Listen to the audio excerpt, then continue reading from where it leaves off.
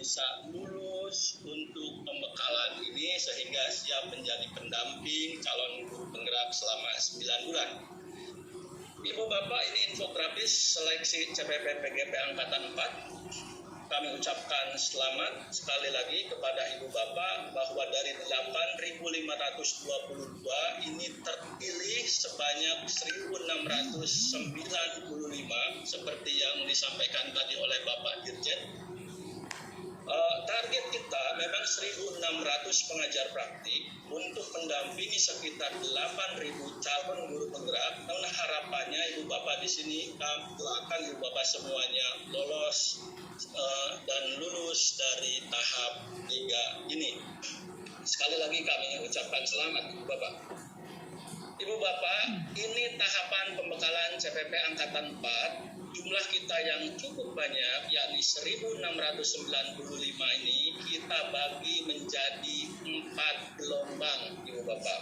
Nah, gelombang 1 sampai gelombang 4, adapun jadwalnya seperti yang tertera di layar Ibu Bapak. Dan untuk provinsinya juga seperti yang tertera di layar Bapak. Dan Ibu Bapak yang hadir di sini adalah masuk ke gelombang 1. Nah, untuk gelombang 1, Ibu Bapak, tahap pertama itu akan dilakukan pembekalan itu dari tanggal 26 Juli sampai dengan 4 Agustus, Ibu Bapak, dari mulai hari ini sampai nanti 4 Agustus. Kemudian lanjut kembali pada tahap 2 tanggal 9 sampai 13 Agustus, Ibu Bapak. Mohon maaf mungkin kami agak cepat, Ibu Bapak, karena sudah 9.25. Kemudian tahap 1 ini Ibu Bapak, materi yang akan Ibu Bapak dapatkan setara 80 JP. Ibu Bapak akan diberikan terkait pengetahuan bagaimana pendampingan guru penggerak dan masa depan Indonesia, bagaimana dengan pendidikan yang memerdekakan, kepemimpinan menuju transformasi pendidikan, sampai dengan coaching Ibu Bapak. Dan tahap 2-nya Ibu Bapak nanti akan dibekali dengan bagaimana strategi lokakarya serta strategi pendampingan individu. Itu Ibu Bapak untuk materi yang akan Ibu Bapak dapatkan 1 maupun 2. Ibu Bapak untuk tahap 1 kami jelaskan seperti ini. Ibu Bapak akan mendapatkan materi dari narasumber itu sekitar 4 orang, bentuknya pleno semuanya. Yakni yang pertama adalah dari Bapak Dirjen, tadi sudah disampaikan terkait kebijakan Kemendikbud. Kemudian setelah ini akan mendapatkan materi dari Bapak Kapokja, Bapak Dr. Kasiman terkait PPGP. Setelah itu ada narasumber lainnya, yakni dari Bapak Yogi terkait persiapan platform belajar. Dan yang keempat dari tim teknis Pak Najib.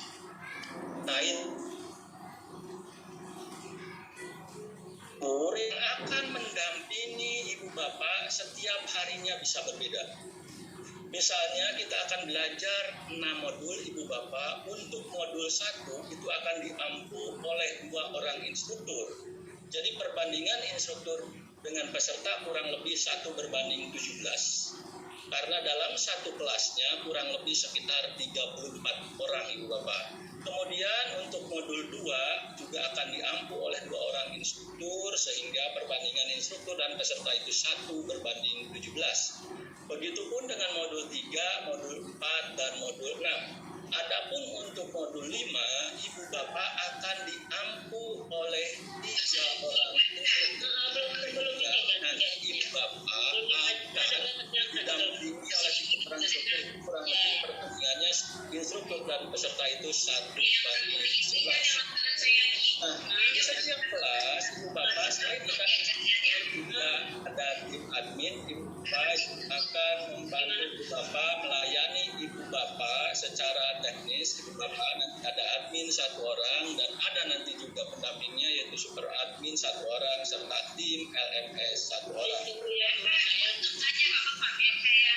Baik, selanjutnya Ibu Bapak, jadwal terkait jadwal Ibu Bapak. Oh ya, nggak apa-apa, saya pakai Bu Dina ya. Sebentar saya mau registrasi dulu Bu ya. Bapak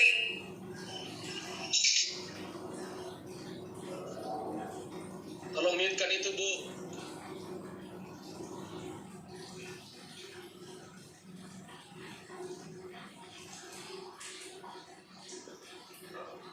Silakan Pak Otong dilanjut.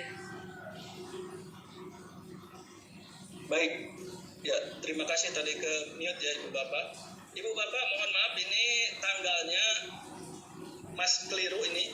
Harusnya mulai dari Senin Ibu Bapak dan tanggalnya nanti kita perbaiki. Ibu Bapak kami ingin menjelaskan sedikit terkait penjadwalan ini Ibu Bapak. Bahwa Bapak akan mengikutinya secara tatap muka maya atau istilahnya sinkronus dan asinkronus. Nah, kalau di depannya ada tulisan BM, Ibu Bapak, atau belajar mandiri, maka pembelajaran adalah secara asinkronus atau secara mandiri, tidak tatap muka maya, Ibu Bapak. Nah, kalau tidak ada tulisan BM-nya, berarti Ibu Bapak akan mengikuti pembelajaran secara tatap muka maya. Misalnya untuk hari sekarang Ibu Bapak, nah di sini adalah K2. K2 artinya nanti PPGP, Program Pendidikan Guru Penggerak, yang akan disampaikan oleh Bapak Kapolja, Bapak Dr. Kasiman. Karena di sini tidak ada tulisan BM-nya, berarti kita akan bertemu seperti ini secara tatap muka maya. Kalau ada BM-nya, berarti Ibu Bapak belajar secara mandiri di dalam LMS. Nanti ini akan dijelaskan lagi secara detail oleh teman-teman LMS. Baik, Ibu Bapak, nah ini terkait tata tertib, Ibu Bapak kami bacakan saja. Yang pertama, peserta diharapkan login dan masuk Jimit itu 15 menit sebelum acara dimulai. Terus peserta mohon tidak keluar masuk room meeting selama pembelajaran berlangsung. Peserta wajib mengisi daftar hadir. Kemudian keaktifan dan kehadiran peserta menjadi faktor penilaian. Terus satu peserta mohon satu laptop, jadi tidak berbagi device dengan peserta lain. Kemudian peserta tidak berbagi waktu dengan kegiatan lain atau diklat lain.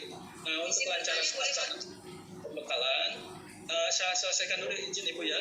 Yang pertama, menyiapkan laptop atau komputer dengan fitur kamera video dan terhubung dengan koneksi internet. Bila dibutuhkan dapat menyiapkan headset. Kemudian berlatih dalam menggunakan aplikasi konferensi khususnya yang Jimit Ibu Bapak, karena kita lebih banyak menggunakan Jimit. Kemudian selanjutnya mempunyai sambungan internet yang cukup baik untuk mendukung pembelajaran. Misalnya kalau nggak ada wifi juga disiapkan Ibu Bapak, termasuk nanti baterainya Ibu Bapak jangan sampai berhenti ketika atau habis baterainya saat pembelajaran sedang berlangsung. Kemudian selanjutnya berada di lokasi yang kondusif, tenang, aman agar tidak mengganggu proses pembelajaran. Kemudian harap dipastikan agar suara bising tidak mengganggu jalannya pembelajaran. Mengunduh perangkat pembelajaran online pembekalan calon damping melalui LMS. Di sini nanti ada Ibu Bapak dan akan diterangkan oleh tim LMS, dalam hal ini Pak Yogi. Yang kami harapkan Ibu Bapak, yang kami ingatkan adalah bahwa tugas-tugas Ibu Bapak itu berbatas waktu. Sebab itu mohon diperhatikan Ibu Bapak, contohnya adalah dalam pengisian refleksi. Refleksi itu setiap hari Ibu Bapak, jangan sampai kosong. Jadi di akhir sesi Ibu Bapak akan diminta untuk mengisi refleksi. Mohon itu selalu diisi tiap harinya. Karena kalau tidak diisi otomatis nanti LMS-nya tertutup. Seperti itu Ibu Bapak, mohon maaf terkesan sangat cepat karena waktunya juga sudah tinggal setengah jam lagi untuk sesi Pak Kasiman. Demikian, terima kasih. Assalamualaikum warahmatullahi wabarakatuh. Selanjutnya kami serahkan kepada Pak Kasiman untuk menyampaikan kebijakan terkait PPGP. Silahkan Bapak. Baik, Ibu. Ada Mbak Alma. Baik Mbak Alma, kami serahkan ke Mbak Alma untuk memandu acara untuk sesi Pak Kasiman. Silahkan Mbak Alma. Pak, oke, baik. Selamat pagi Bapak Ibu semua. Bapak Ibu boleh ya kerjasamanya tolong di mute ketika pembicara sedang berbicara, boleh ya kerjasamanya tolong di mute dulu karena akan ada sesinya nanti Bapak Ibu untuk berdiskusi. Baik, selanjutnya kita dengarkan materi tentang akan disampaikan langsung oleh Kapokja Program Guru Penggerak. Untuk itu, marilah kita sama-sama buka kegiatan ini, buka sesi ini dengan pembacaan basmalah untuk yang beragama Islam. Kemudian untuk yang selainnya, mohon menundukkan kepala seraya berdoa menurut ajaran dan kepercayaan masing-masing. Baik, mulai Bismillahirrahmanirrahim. Baik, terima kasih Bapak Ibu semuanya. Boleh ya Bapak Ibu kerjasamanya di mute, karena kami pun sudah sangat sering mute Bapak Ibu. Boleh ya kerjasamanya di mute ya. Nanti akan ada kok sesinya Bapak Ibu untuk berbagi. Ya baik, untuk selanjutnya kita dengarkan materi yang akan disampaikan oleh Kapokja Program Guru Penggerak oleh Bapak Dr. Kasiman. Kami persilakan. Ya, terima kasih Alma, Bapak Ibu fasilitator, Bapak Ibu instruktur, dan Bapak Ibu pendidik pengajar praktek yang saya banggakan. Wassalamualaikum warahmatullahi wabarakatuh. Waalaikumsalam. Waalaikumsalam warahmatullahi wabarakatuh, Pak. Ya, selamat siang dan salam sejahtera untuk kita semua. Bapak Ibu sekalian, alhamdulillah selamat kepada Bapak Ibu semuanya, ya, terutama pengajar praktek yang telah melalui 2 tahap seleksi. Ini seleksi yang terakhir, ya. Saya berharap sekali Bapak Ibu sekalian tidak berbagi device, ya, tidak berbagi kegiatan, ya, supaya Bapak Ibu sekalian konsentrasi. Sangat sayang tadi disampaikan Pak Otong, Bapak Ibu sekalian sudah 4 bulan, ya, 4 bulan mengikuti seleksi. Ini adalah yang terakhir, yang saya harapkan nanti Bapak Ibu sekalian bisa lulus semua. Karena dari berbagai pengalaman kita yang sudah selama ini mengikuti pembekalan, itu sebagian besar lulus, ya, sebagian besar lulus. Biasanya tidak lulus itu yang pertama itu jarang hadir atau tidak hadir, itu pasti tidak lulus. Karena apa? Kita akan membekali Bapak Ibu sekalian bagaimana peran tugas dari pengajar praktek, bagaimana nanti melakukan pendampingan individu, bagaimana nanti Bapak Ibu sekalian melakukan lokakarya. Jadi kalau tidak ikut, artinya pengetahuan ilmunya itu tidak dapat, sehingga biasanya tidak lulus. Yang berikutnya adalah mengundurkan diri, yang tidak lulus biasanya. Mengundurkan diri karena apa? Biasanya bertabrakan dengan diklat PNS. Biasanya memilih PNS daripada pengajar praktek. Yang kedua biasanya bertabrakan dengan PPG, ya, dengan PPG. Saya memang berharap kalau bertabrakan dengan PNS, ikut PNS. Kalau bertabrakan dengan PPG, ikut PPG, karena itu adalah masa depannya. Kalau ini nanti sebenarnya nanti Bapak Ibu sekalian untuk angkatan berikutnya masih memungkinkan.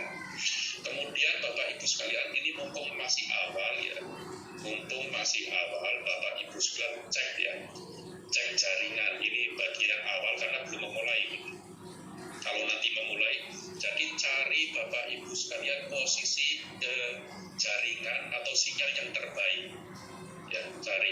Misalnya Bapak Ibu sekarang posisi sekarang kok putus-putus, loh kok suaranya enggak ini cek awal Bapak Ibu sekalian untuk mengikuti kegiatan ini. Kalau dirasa di lokasi yang sekarang sudah bagus, artinya udahlah, karena Bapak Ibu sekalian ini tidak hanya 1 atau 2 hari mengikuti pembekalan. Bapak Ibu sekalian akan mengikuti pembekalan sampai 14 hari, ya. Untuk tahap yang pertama 9 hari, ya. Kemudian tahap yang kedua 5 hari. Itu pun Bapak Ibu sekalian nanti ada penugasan itu, ya. Jadi saya kira itu Bapak Ibu, saya akan share screen, ya.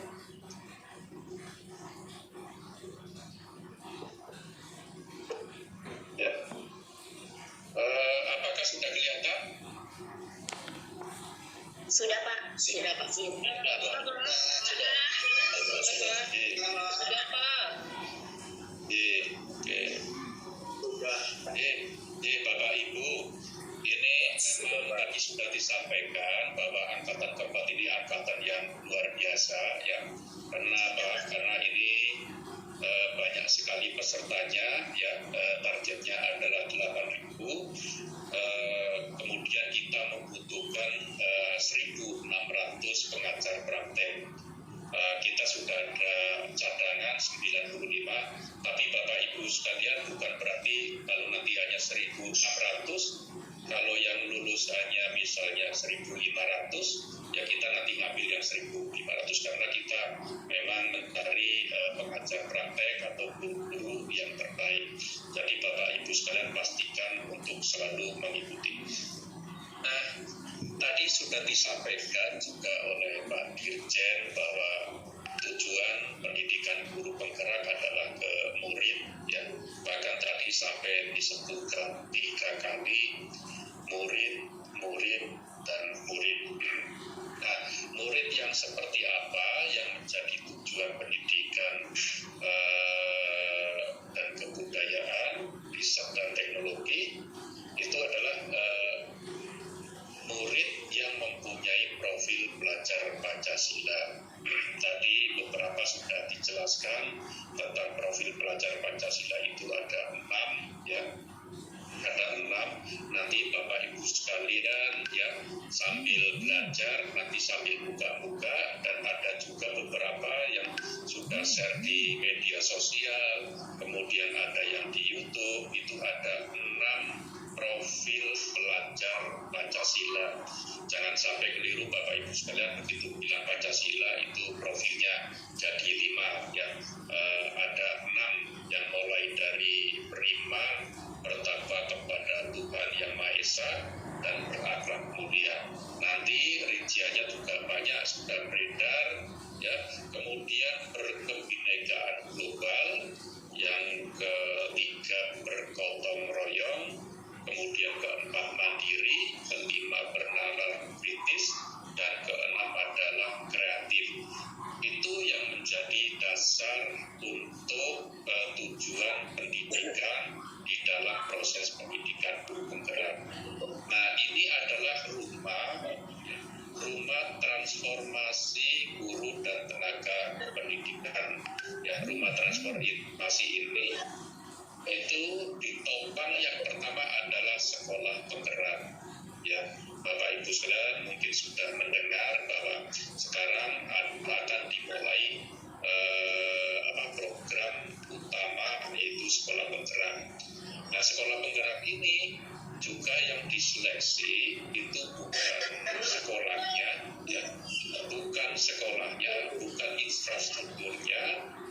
kemudian bukan juga peralatannya, bukan akreditasinya, bukan jumlah muridnya, bukan di kota atau di desa, tapi sekolah penggerak itu apabila kepala sekolahnya diseleksi dan dinyatakan lulus, maka sekolahnya itu ditetapkan menjadi sekolah penggerak. Jadi yang utama adalah kepala sekolahnya. Jadi mau kepala sekolahnya itu di pelosok, di daerah, tidak punya listrik atau tidak punya internet, kalau mengikuti seleksi sekolah penggerak, maka kepala sekolah itu ya menjadi kepala sekolah penggerak, dan sekolahnya itu ditetapkan menjadi sekolah penggerak. Itu penetapannya, jadi fokusnya adalah ke SDM ya, bukan kepada infrastruktur peralatan yang ada sekarang. Karena beberapa waktu yang lalu ada yang tidak yakin, tidak pede, karena merasa bahwa sekolah saya itu di pelosok, sekolah saya itu fasilitasnya kurang memungkinkan untuk menjadi sekolah penggerak. Justru karena tidak memungkinkan dan lain-lain, kalau kepala sekolahnya itu bagus, maka akan menjadi sekolah penggerak. Kemudian yang berikutnya, program-program utama itu ada 5, Bapak Ibu ya.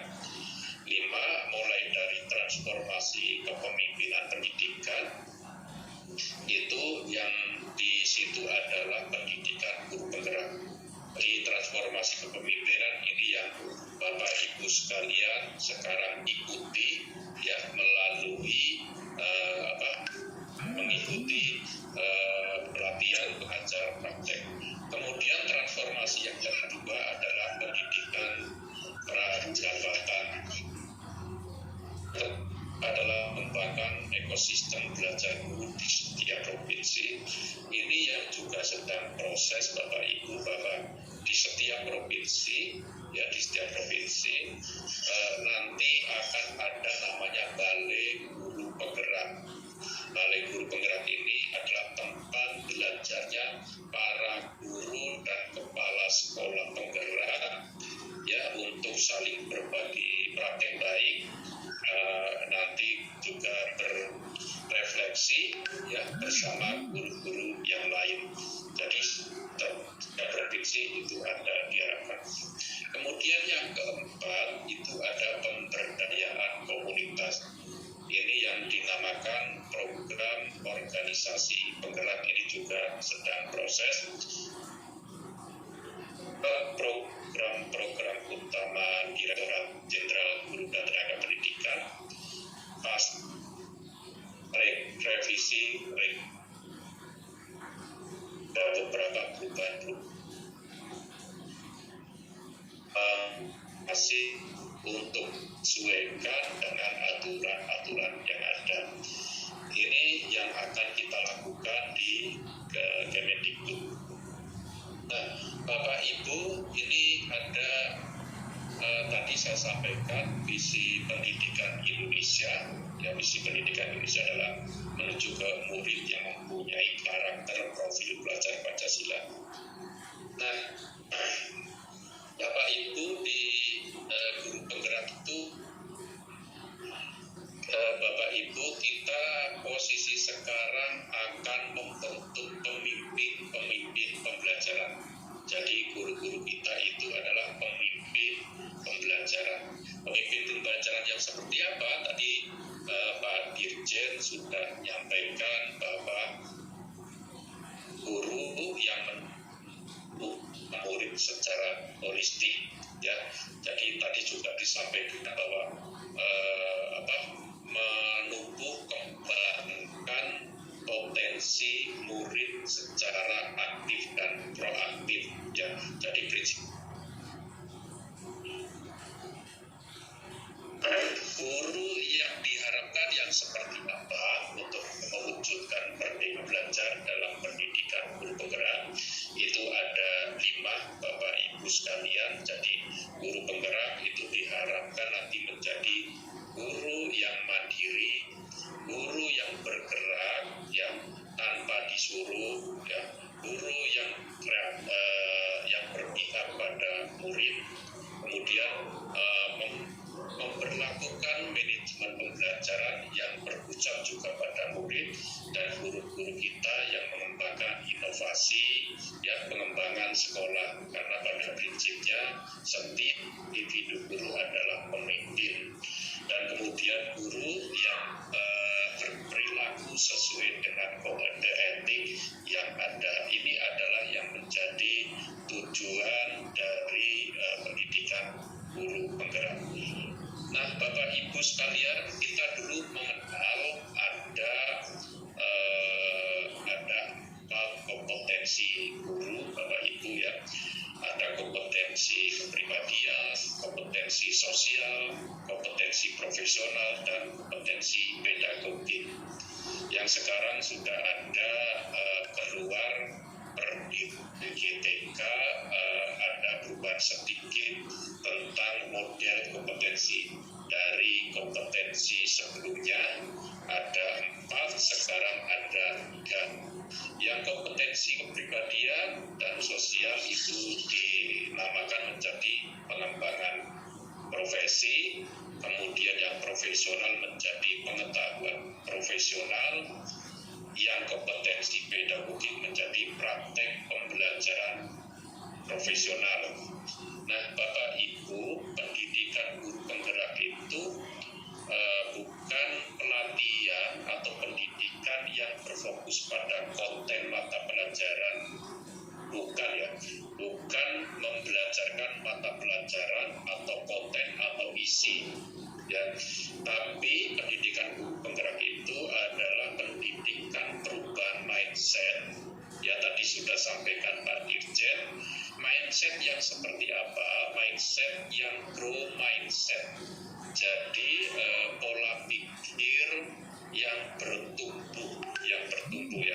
Jadi pola pikir yang bertumbuh. Apakah ada pola pikir yang lain? Ada. Nanti Bapak Ibu sekalian bisa juga belajar tentang fixed mindset dan grow mindset ya. Jadi ada pola pikir yang statis tadi dan ada pola pikir yang tumbuh. Nah, Bapak Ibu, di pendidikan guru penggerak itu adalah mencari guru-guru yang mempunyai pola pikir tumbuh, yang apabila ada rintangan ya itu tidak cepat patah ya, tidak cepat mengeluh ya, tapi berusaha apa yang bisa dilakukan. Mencari guru-guru yang bisa mengoptimalkan dirinya dan mengoptimalkan apa yang ada di sekolah. Itu nanti Bapak Ibu sekalian bisa juga belajar tentang bagaimana guru yang grow mindset. Oleh karena itu dari sekian ribu ya pengajar praktek yang diseleksi, tadi disampaikan Pak Oto ada 8.000 lebih ya. Dan sekarang sudah tersaring tinggal 1.695. Artinya Bapak Ibu sekarang sudah ikut seleksi termasuk di dalam pola pikir yang growth mindset ya, growth mindset. Nah, berikutnya Bapak Ibu sekalian, seperti apa yang ya seperti apa guru-guru kita yang didapatkan ya, atau karakter seperti apa yang diharapkan di pendidikan guru penggerak adalah guru-guru yang terbiasa menunjukkan kebiasaan refleksi. Ini penting sekali ya. Kenapa guru-guru kita itu harus refleksi? Karena untuk bisa atau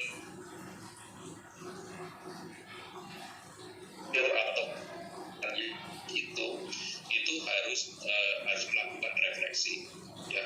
Ini yang jarang sekali dan kurang dilakukan oleh guru-guru kita adalah kebiasaan refleksi. Karena dengan refleksi itu apa yang sudah dilakukan dengan baik, apa yang perlu ditingkatkan itu harus diketahui ya. Jangan sampai kita membelajarkan sesuatu yang sebenarnya 20 tahun, 15 tahun itu kita ya dari dulu seperti itu, tidak melakukan refleksi sehingga tidak ada peningkatan dan tidak diketahui peningkatannya. Kemudian guru penggerak itu diharapkan mempunyai perilaku ya yang melakukan di maju bersama mesti berpraktik baik ya. Oleh karena itu perlu ada Bapak Ibu sekalian sebagai pendamping ya, sebagai pendamping untuk melaksanakan program ini. Kemudian guru-guru menunjukkan kematangan spiritual, moral dan emosi. Ini nanti akan dipelajari bagaimana mengelola emosi ya, seorang guru seperti apa ya, karena biasanya semakin guru itu diberikan pekerjaan dan selesai, itu semakin juga ditambahi pekerjaannya ya. Semakin banyak pekerjaan ditambahi pekerjaannya lagi, tapi justru cenderung guru-guru yang kurang pekerjaannya biasanya ini tidak ditambah lagi, karena kadang-kadang ini kalau ditambah lagi tidak selesai malah pekerjaannya itu. Jadi nanti bagaimana mengelola emosi, termasuk nanti praktek-praktek baik ya, ada beberapa permasalahan problem itu nanti ada contoh-contohnya itu.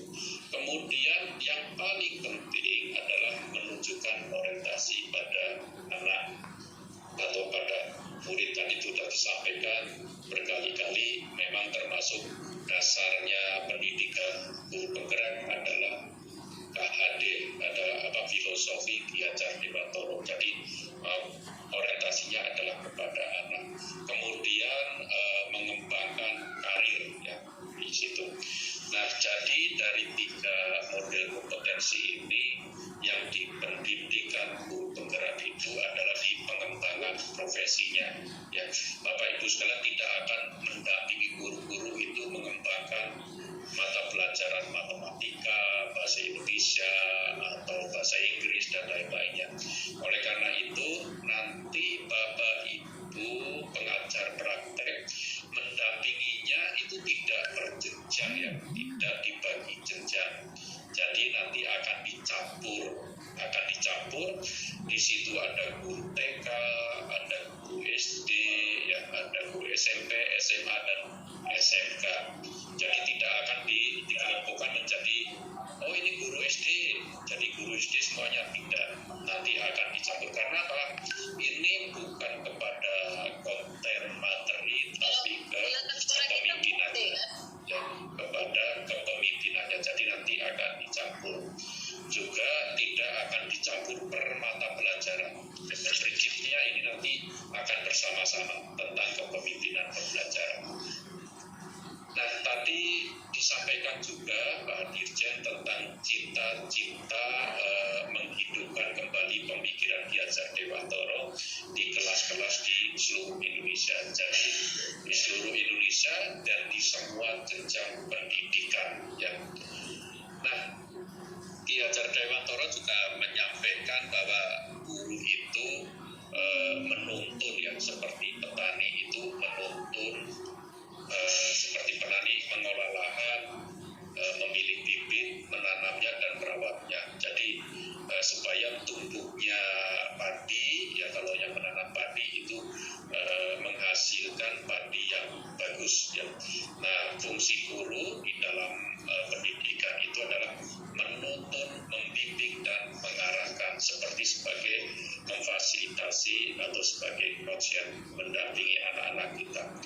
Nah, oleh karena itu, Bapak Ibu sekalian, ini ada salah satu contoh ya di dalam LMS ya, dalam LMS salah satu modul di dalam pendidikan guru penggerak, bagaimana anak itu dihargai, dikembangkan supaya anak-anak itu punya inisiatif, punya ide untuk sebagai juga kepemimpinan murid. Jadi coba ini ada 2 budaya di sekolah yang berbeda. Bapak Ibu sekalian bisa refleksi nanti yang mana yang bagus untuk mengembangkan potensi peserta didik. Bapak Ibu sekalian bisa lihat ya. Pagi anak-anak, besok sekolah kita akan mengadakan lomba kebersihan. Kita harus jadi juaranya ya. Besok kalian harus membawa semua alat kebersihan. Paham anak-anak? Paham, Bu. Aku duluan yang pegang sapunya. Aku yang pakai dong berarti. Ih, aku kan pakai supaya dapat pujian Bu Guru. Baik, Anda telah menyaksikan video budaya sekolah di sekolah A. Nah, sekarang Anda akan mengamati bagaimana budaya sekolah B. Amati perilaku guru dan murid di sekolah B. Selamat menyaksikan. Selamat pagi anak-anak. Agenda belajar kita pagi ini kita akan keliling sekolah. Tugas kalian adalah mengamati kebersihan lingkungan di sekolah kita ya.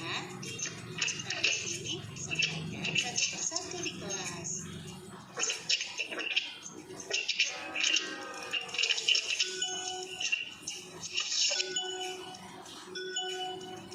Bagaimana anak-anak? Apa yang kalian temukan di lingkungan sekolah? Ternyata sekolah kita kotor ya Bu. Sampah berserakan. Bagaimana ya solusinya? Bagaimana bila kita bongkar jangan buang sampah di jalan. Buang sampah itu di tong sampah.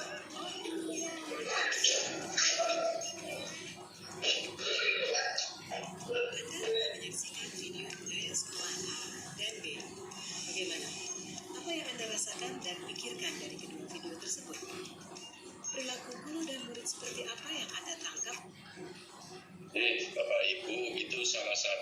contoh ya, salah satu contoh video yang ada di pendidikan guru penggerak.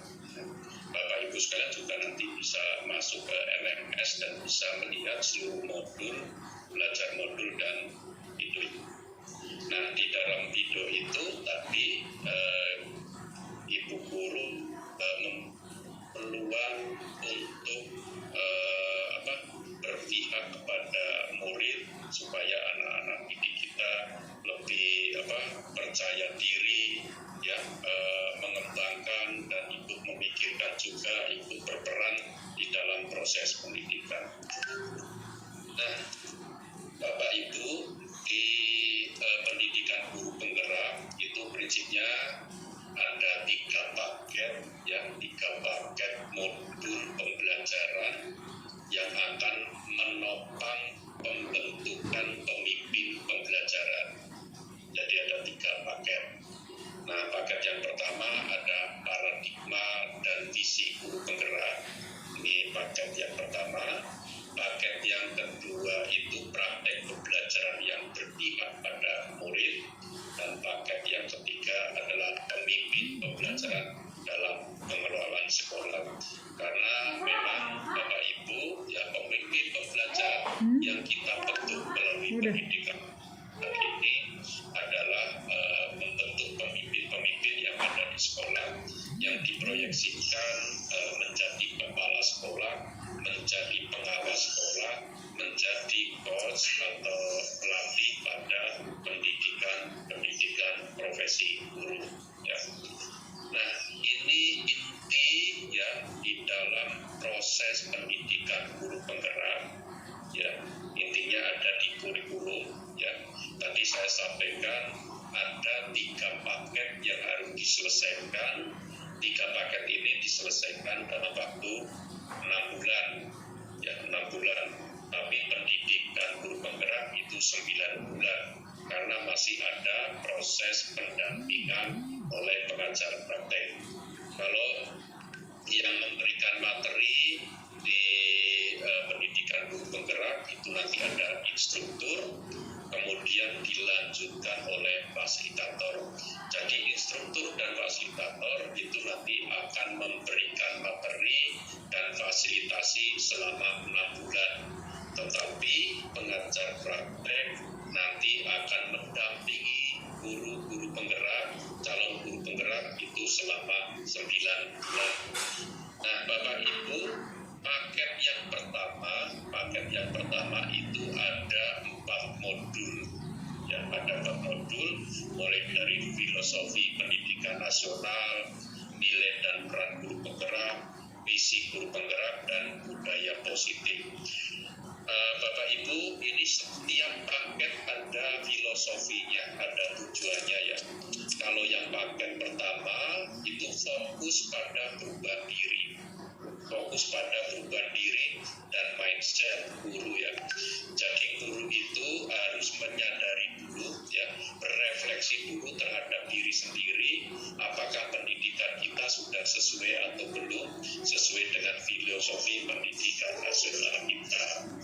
Itu jadi seorang guru tidak bisa merubah kelas atau merubah teman sejawat atau merubah sekolah bahkan sebelum dilakukan perubahan mindset diri sendiri atau perubahan diri. Oleh karena itu ini sangat penting sekali sebelum perubahan-perubahan yang lain dilakukan, ya. Jadi paket yang pertama adalah perubahan diri atau perubahan mindset calon guru penggerak. Nah, kemudian yang kedua itu adalah perubahan kelas dan tanggung jawab. Ini semua ada diberikan pada waktu paket 2. Di paket 2 itu ada 3 modul, Bapak Ibu, ya. Ada 3 modul pembelajaran yang berpihak pada murid, kemudian pembelajaran sosial, pembelajaran emosional, dan learning dan coaching. Jadi ini nanti juga akan diberikan kepada guru-guru kita. Kemudian paket yang ketiga, pemimpin pembelajaran dalam pengelolaan sekolah, ini adalah fokus pada perubahan sekolah. Jadi mulai dari diri sendiri, perubahan di kelas, dan perubahan sekolah karena memang ini diproyeksikan untuk menjadi kepala sekolah atau pemimpin pembelajaran. Nah, kemudian di samping pemberian materi atau konten oleh instruktur dan didampingi oleh fasilitator, Bapak Ibu sekalian nanti melakukan ada namanya lokakarya. Ya, lokakarya itu setiap lokakarya ada tema-tema tertentu yang harus dipelajari dan didalami ya untuk praktek-praktek baiknya. Yang di situ ya mulai dari lokakarya 0 itu mengenal tujuan dan strategi guru penggerak sampai nanti membangun keberlanjutan. Dan nanti di lokakarya 7 Bapak Ibu itu ada namanya festival panen hasil belajar. Jadi karena pendidikan guru penggerak itu setiap modul dari 10 modul ini ada namanya praktek nyata atau aksi nyata. Ya, ada aksi nyata. Ya, aksi nyata ini akan dipraktekkan di dalam kelas atau di sekolah. Oleh karena itu di sini ada namanya panen hasil belajar yang akan dilakukan di lokakarya yang ke-7. Nah, ini proses pendidikannya Bapak Ibu sekalian ya. Proses pendidikannya itu di pendidikan guru penggerak 70% belajar di tempat kerja. Karena ini banyak di daring ya, di pembelajaran melalui jaringan dan 70% karena pada prinsipnya Bapak Ibu sekalian bisa belajar dari tempat kerja Bapak Ibu sekalian ya. Dan belajar paling baik bagi guru adalah belajar di tempat kerja dengan rekan sejalannya atau rekan guru lainnya. Yang laboratoriumnya Bapak Ibu guru itu sebenarnya ada di kelas atau di sekolah itu sendiri, sehingga itulah yang paling penting. Kemudian 20% belajar dari rekan guru lain ya. Kemudian baru 10% Bapak Ibu sekalian itu belajar bersama fasilitator atau narasumber. Tapi kadang-kadang Bapak Ibu sekalian itu kalau belajar dengan guru lain ya, dengan bersama guru atau teman sejawat itu kurang pede ya kalau tidak belajar dengan narasumber profesor atau dokter. Tapi sebenarnya yang paling baik itu adalah belajar dengan rekan-rekan guru lainnya. Nah, ini pola pembelajarannya Bapak Ibu sekalian ya, yang 9 bulan itu ya, yang 9 bulan. Jadi yang terlibat di dalam proses pendidikan guru penggerak itu ada narasumber, kemudian ada instruktur, kemudian ada fasilitator. Narasumber, instruktur, dan fasilitator itu pemberian materinya itu melalui daring, melalui jaringan itu, dan itu dilaksanakan selama 6 bulan. Itu sudah ada pemetaannya. Untuk paket 1 berjalan itu 2 bulan ya, belajar 2 bulan. Kemudian paket 2 berjalan juga 2 bulan. Paket ketiga berjalan juga 2 bulan. Sehingga nanti Bapak Ibu sekalian di angkatan keempat baru berjalan 2 bulan ya, baru menyelesaikan 1 paket karena Oktober, November, mulai Oktober ya, Oktober, November sudah Desember, sehingga dimungkinkan nanti hanya 1 paket saja yang diselesaikan atau 4 modul itu, atau nanti bisa juga disampaikan baru sampai lokakarya yang kedua. Jadi Desember nanti Bapak Ibu sekalian istirahat. Kemudian nanti di tahun 2022 akan dimulai lagi di bulan Februari. Di bulan Februari akan mulai lagi untuk paket yang kedua itu. Nah, narasumber instruktur fasilitator saya sampaikan tadi diberikan secara daring. Ya. Baru pengacara praktek itu namanya ada 2 tugas yang dibebankan kepada Bapak Ibu. Yang pertama adalah pendampingan individu, ya, pendampingan individu di sekolah, ya, di sekolah. Ya. Pendampingan individu ini nanti Bapak Ibu akan mendampingi antara rentang 3 sampai 8. Kenapa 3 sampai 8? Bapak Ibu sekalian nanti bisa juga tergantung dari calon guru penggerak di daerahnya, ya. Kalau nanti calon guru penggeraknya lebih besar dari pengajar prakteknya, kemungkinan mendapatnya hanya 3. Tapi kalau dimungkinkan pengajar prakteknya di daerah banyak, ya, kemungkinan nanti ada yang mendampingi sampai 8 CGP, calon guru penggerak. Ya, jadi ini ada rentangannya tergantung nanti jumlah calon guru penggerak di wilayah itu yang lulus. Itu bahkan dimungkinkan di daerah tertentu nanti kalau tidak ada calon guru penggerak yang lulus, itu walaupun di situ ada pengajar praktek, itu belum dilakukan penugasan untuk pengajar prakteknya. Artinya nanti akan diikutkan, ya, pada PGP yang berikutnya.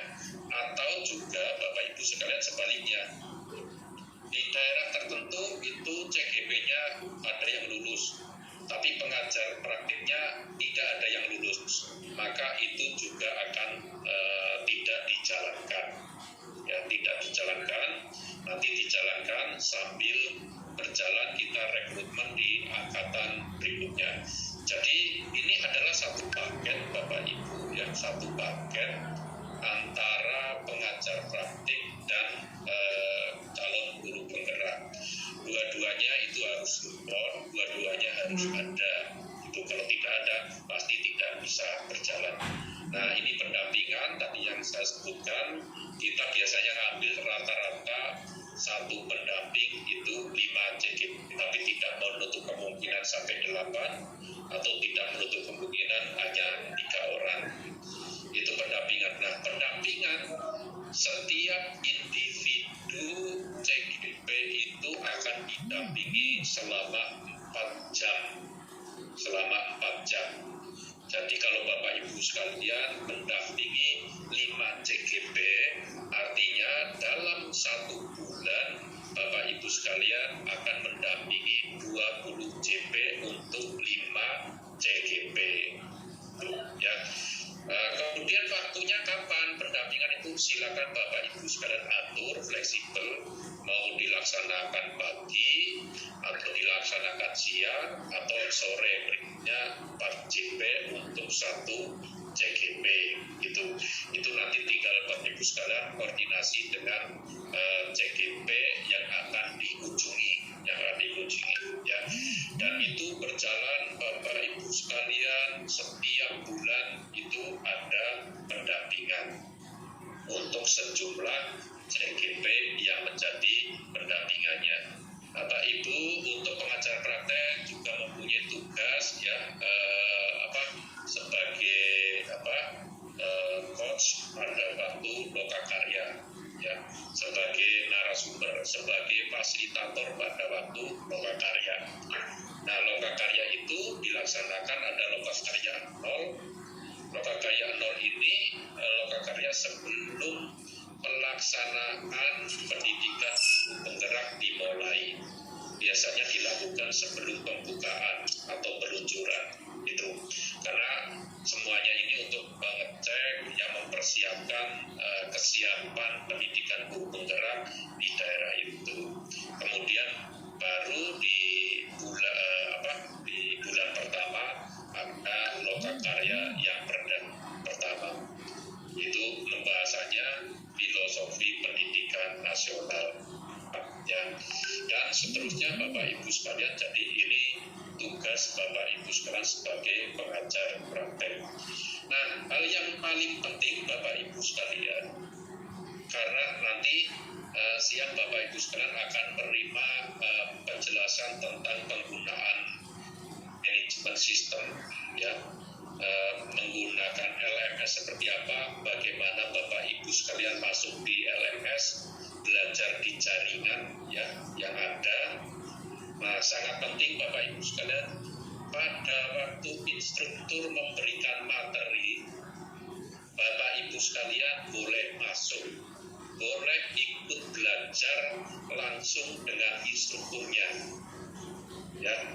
Nanti karena di situ ada setiap modul itu ada jadwalnya, ada jadwal kapan modul 1 diberikan, kapan modul 2 diberikan, itu ada jadwalnya. Dan Bapak Ibu pendamping atau pengajar praktek diharapkan bisa masuk, bisa belajar bersama, karena instruktur ini adalah yang mengembangkan modulnya, yang juga sudah menerapkan Merdeka Belajar di institusinya atau di sekolahnya.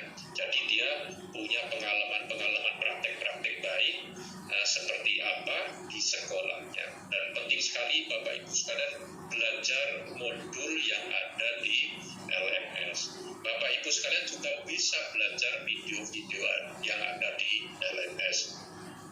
Kemudian Bapak Ibu, kalau fasilitator memberikan fasilitasi kepada calon guru penggerak, Bapak Ibu pengajar praktek boleh juga masuk di LMS, ikut bergabung, ikut belajar bersama fasilitator. Jadi peluang besar sekali Bapak Ibu sekalian untuk belajar bagaimana instruktur memberikan materinya, bagaimana cara memfasilitasi belajar kepada fasilitator. Itu boleh Bapak Ibu sekalian, itu penting sekali. Jangan sampai Bapak Ibu sekalian memberikan pendampingan, tapi nanti pada waktu ditanya tentang isi modul, tentang contoh-contoh praktek-prakteknya seperti apa, ditanya CGP-nya malah tidak tahu. Oleh karena itu penting sekali untuk belajar dari 10 modul yang ada, memperdalam, kemudian juga bagaimana fasilitasi, ya. Nah, Bapak Ibu, ini tadi sudah saya jelaskan juga tentang pembelajaran daring, ya, oleh instruktur dan fasilitator. Pengajar praktek itu pendampingan luring dan lokakarya luring. Tentu saja, ya, pendampingan dan lokakarya ini tentatif, ya, karena kita berharap semua pengajar praktek, ya, itu bisa luring, artinya bisa tatap muka pada waktu melakukan pendampingan atau melakukan lokakarya. Tapi dalam kondisi yang terbatas dan pandemi ini, kalau memang dirasa tidak memungkinkan, bisa dilakukan secara daring. Selalu disampaikan oleh Pak Dirjen, kesehatan Bapak Ibu sekalian lebih penting dari apapun. Jadi pada waktu melakukan lokakarya yang harusnya luring kemudian diubah menjadi daring, itu tidak masalah, atau pada waktu pendampingan juga seperti itu. Nah, ini tugas para instruktur, ya. Kita mempunyai peran sendiri-sendiri, instruktur punya peran sendiri, fasilitator punya peran sendiri, kemudian pengajar praktek punya peran sendiri, yang mempunyai pansel saling mendukung, saling menguatkan, dan mempunyai tugas sendiri-sendiri. Nah, instruktur ini pasti memberikan materi, ya, memberikan materi di setiap modul. Di situ ada 10 modul, artinya nanti ada 10 materi yang akan disampaikan dengan jadwal dalam rentang 6 bulan itu. Nah, memberikan materi itu secara konsep, teori, implementasi, dan contoh-contohnya, termasuk juga motivasi, menginspirasi guru penggerak, itu termasuk mengembangkan materi. Ini adalah peran dari instruktur, ya, jadi memberikan materinya. Kemudian di situ ada fasilitator, ya. Fasilitator itu, ya, yang sementara ini direkrut dari Widya Iswara, Bapak Ibu pengawas Bapak Ibu pengawas sekolah. Nah, di situ perannya adalah memfasilitasi diskusi diskusi dan refleksi setelah pemberian materi oleh instruktur. Itu memfasilitasi diskusi, kemudian mengumpulkan tugas, memberikan umpan. Itu yang beberapa. Nah, satu fasilitator itu biasanya kurang lebih 10 calon guru penggerak. Kelasnya cukup kecil, ya, hanya 10, supaya pada waktu online, kalau 10 itu akan terlihat semuanya di layar semuanya. Jadi akan dikontrol, dilihat di layar semua sudah langsung. Kemudian memberikan motivasi dan membantu calon guru penggerak mencatat perkembangannya dan memberikan umpan balik, termasuk melakukan evaluasi. Nah, ini pengajar praktik Bapak Ibu sekalian yang akan diperankan oleh Bapak Ibu sekalian, yang jelas melakukan pendampingan individu.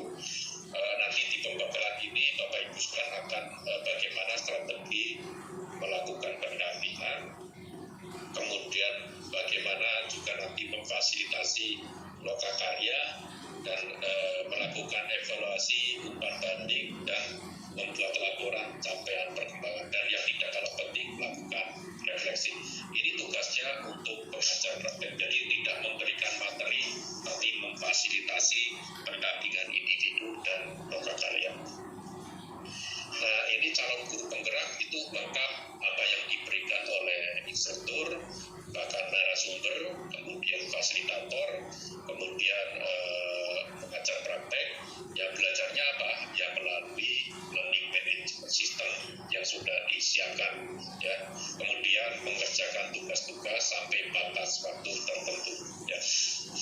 Pada waktu memberikan materi atau memfasilitasi, ini pendampingan yang dilakukan oleh fasilitator.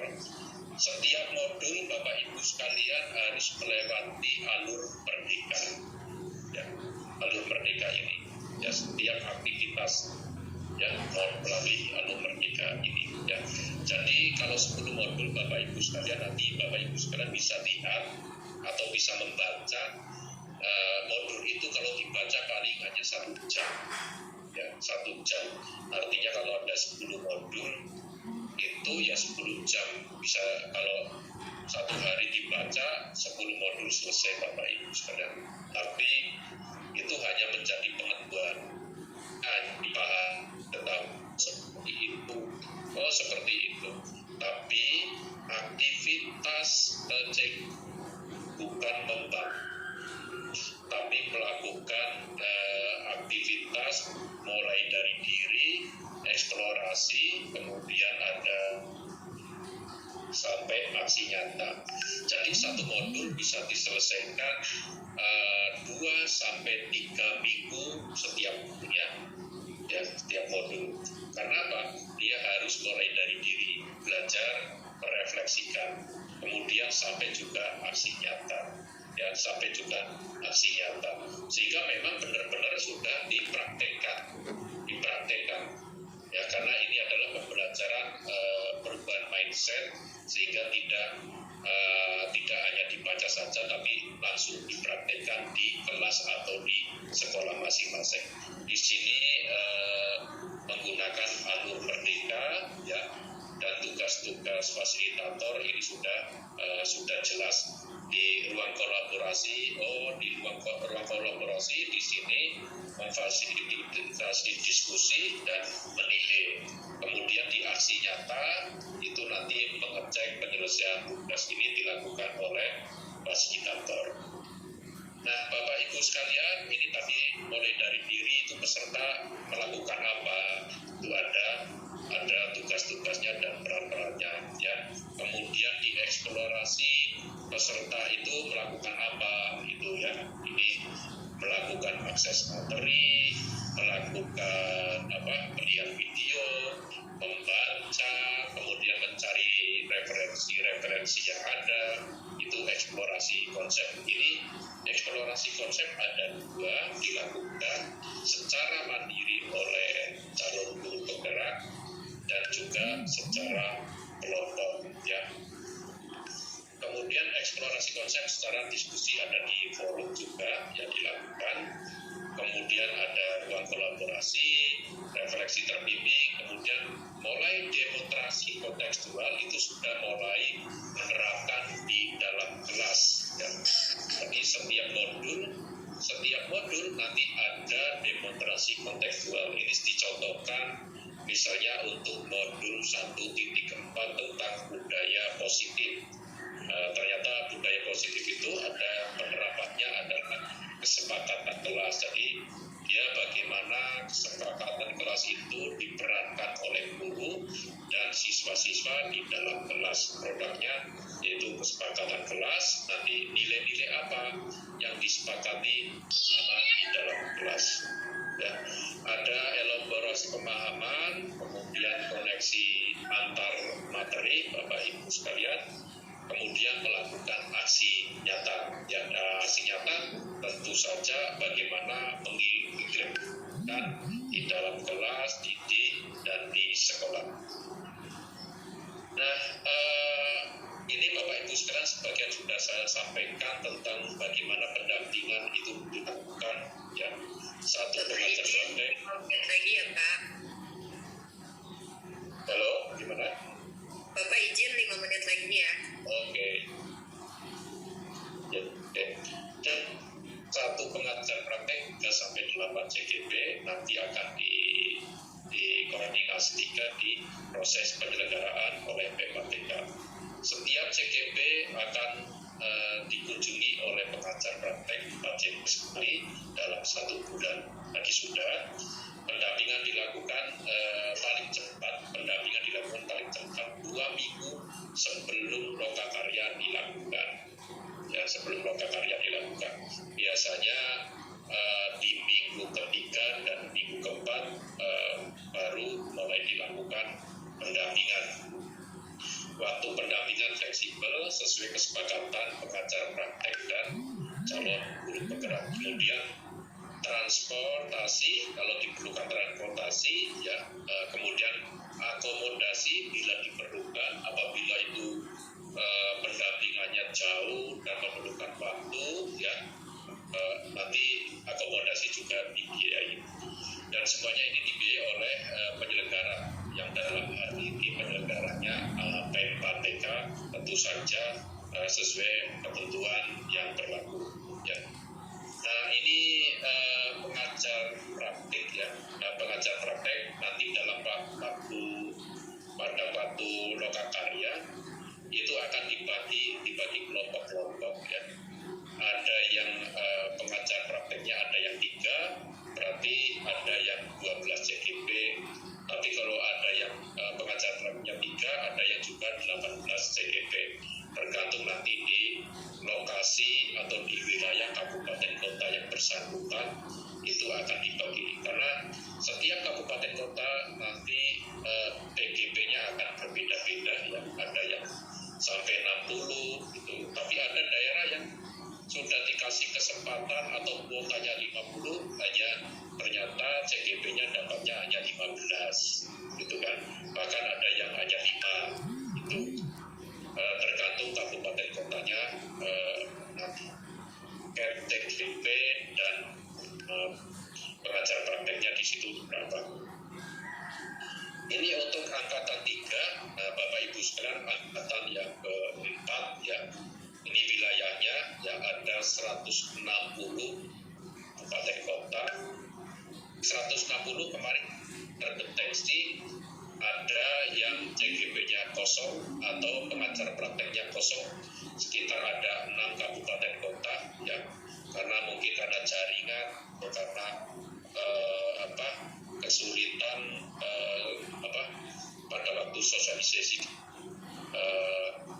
ada yang mendaftar. Tapi di sisi lain ada yang sangat ya, sangat antusias, ada yang sampai calon guru penggerak 1.500 kabupaten kota ambil paling hanya 1.000 CGP, begitu untuk yang pengajar prakteknya. Jadi hanya kalau yang sudah berlebih itu kita biasanya di ranking, ya, jadi di ranking hanya sampai 50. Jadi memang benar-benar dicari yang terbaik. termasuk pengajar praktek pun seperti itu, di ranking dari yang baik-baik itu ambil yang sangat baik, dan itu di ranking dari atas sampai ke bawah.